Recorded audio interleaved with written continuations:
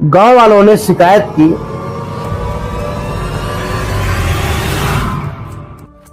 तो इसमें किसान क्या कर सकते हैं? क्यों ये समस्या इतनी बढ़ रही है? हिरन जितना चरेगा उतने ही गुना फसल होती थी। धान बोए कर भी न सुअर खाए न समधी। अक्सर ब्लैक बग जिन एरियाज में और जिन जंगलों में मिलता है, उस जंगल के आसपास के किसान बड़े तंग रहते हैं कि ये हमारे फसलों को नुकसान कर देता है। तो इसमें किसान क्या कर सकते हैं? क्यों ये समस्या इतनी बढ़ रही है? इसका क्या उपाय है सर? ये एक प्रैक्टिकल घटना से मैं आपको बताता हूँ। जी।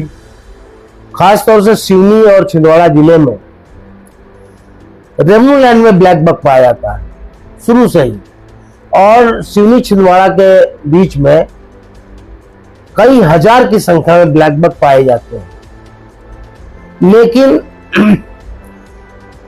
गांव वालों ने शिकायत की तत्कालीन वन मंत्री से कि यार ये ब्लैक बग हमारा बहुत नुकसान कर जाते हैं, खेती चल जाते हैं, खेती नष्ट कर देते हैं, इनको कहीं और शिफ्ट किया जाए जंगल में।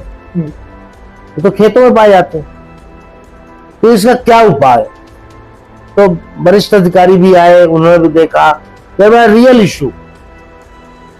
तो मुझे कहा गया कि ब्लैक बग को कहीं शिफ्ट करने के लिए कोई जगह ढूंढिए जहां की फेंसिंग करके इन ब्लैक बग को डाल दिया जाए। ये मुझे निर्देश दिया गया। तो मैंने कहा कि मुझे अध्ययन करने दीजिए कि ब्लैक बग कब से है, वो क्या करते हैं, नुकसान क्यों पहुंचाते हैं और उसका उपाय क्या है। इसके बारे में मैंने गांव में जाकर के सर्च किया, लोगों से पूछा, बड़े बड़े किसानों से, बड़े मजबूत किसान थे वहां। तो उनसे मुझे एक कहावत मिली, उस क्षेत्र की कहावत थी कि जिसके खेत में हिरना कूदे उसके खेत में सोना उपजे। तो मैंने पूछा कि भाई ये कौन सा हिरन था जिसके कूदने से सोना निकलता था? क्या सोना नीचे है जिसे कूदने से निकल आता है? उन्होंने बताया नहीं, हिरन तो यही था। तो मैंने कहा फिर सोना कैसे निकलता था? बोले कि पहले हम लोग चने की फसल लेते थे क्योंकि मिट्टी चने के लिए बहुत उपयुक्त है। तो जब चने की फसल लेते थे, ये हिरन जितना चरेगा उतने गुना फसल होती थी। जितना चरेगा 5-5 गुना फसल होगी। और चना horse gram is cash crop, तो दोनों के लिए बेनिफिशियल था।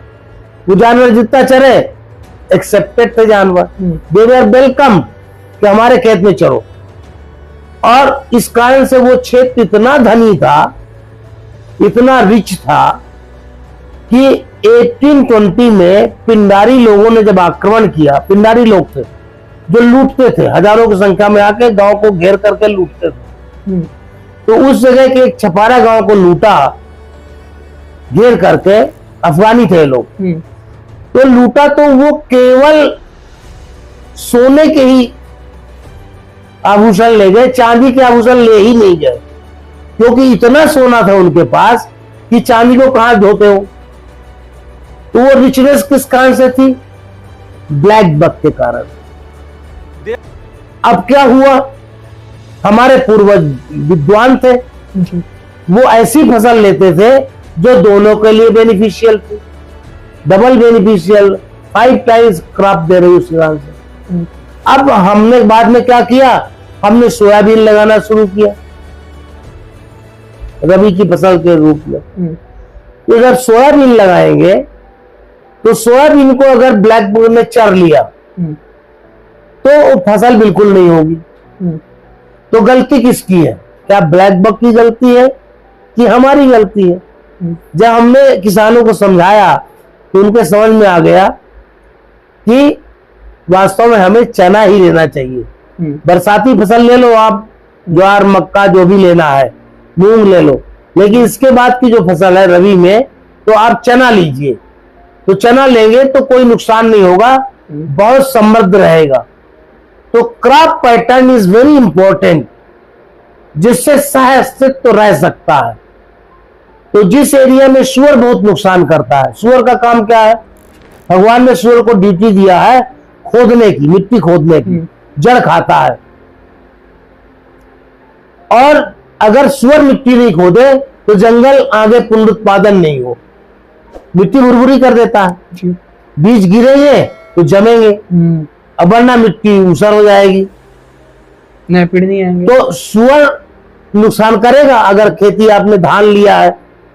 लेकिन अगर आपने पुराना क्रॉप पैटर्न लीजिए, जैसे कोदो लीजिए, तो 2-3 महीने पक जाता है, तब तक उसके पास ऑलरेडी जंगल में हरा भरा जंगल है खाने के लिए। या फिर ऐसी धान लीजिए बॉर्डर में जिसको सुअर नहीं खाता हो। तो इसके लिए भी एक कहावत पूर्वजों ने लिख रखी है कि धान बोए करधी, न सुअर खाए न समधी। करधी प्रजाति की धान बोइए तो सुअर नहीं खाएगा, और समधी क्यों नहीं खाएगा? क्योंकि वो लाल होता है दाना उसका, लेकिन उसमें अंकुर रहते हैं कांटे जैसे, तो सुअर के नाक में घुसते हैं थूथन में, तो सुअर उसको चरता नहीं है। तो अगर आप बाउंड्री एरिया में करदी धान ले लीजिए, which is rich in phosphorus, आज सबसे पौष्टिक खाने में हो गया। आप धान से कई गुना महंगा मिलेगा। कोदो कुटकी आज सुपर फूड में आ गए हैं। यदि हम ऐसी क्रॉप लें तो हमारे जानवर भी रहेंगे और हमारा खेती भी समृद्ध होगी। ये एक बहुत जरूरी आयाम है, इसको वन विभाग को पालन करना चाहिए और ग्रामवासियों को। जैसे मैंने ये बात समझाई काले हिरन की कहानी के साथ, सिद्धांत के साथ, उदाहरण के साथ, तो उन्होंने समझ में आ गई कि नहीं ये तो काला हिरन स्वागत योग्य है। दे वेलकम्ड इट, और वो मांग खत्म हो गई कि इसको हटाया जाए। तो हमें ये, जब तक हम जनता को ये नहीं समझाएंगे वन्य प्राणी हमारे लिए क्यों जरूरी है, यदि चिड़िया नहीं होती तो ये पृथ्वी रहने लायक नहीं होती, कि अपने वजन से 2 गुना कीट मकोड़े खाती है, स्वच्छता करती है। यदि मधुमक्खी नहीं होती तो न मालूम कितने फसलें, पॉलिनेशन नहीं होता, फसल नहीं होती। तो हमें वन्य प्राणियों के एक एक महत्व को समझाना पड़ेगा। अब सुअर को ऐसा ड्यूटी क्यों मिली? जब मनुष्य शरीर पा करके आप काम नहीं करोगे, बदमाशी करोगे, तो दुष्टता करोगे, तो भगवान आपको क्या करेगा? सजा देगा, सुअर बनाएगा, ऐसा यौन देगा यौन कि आपको खूब काम करना पड़े तभी भोजन मिलेगा।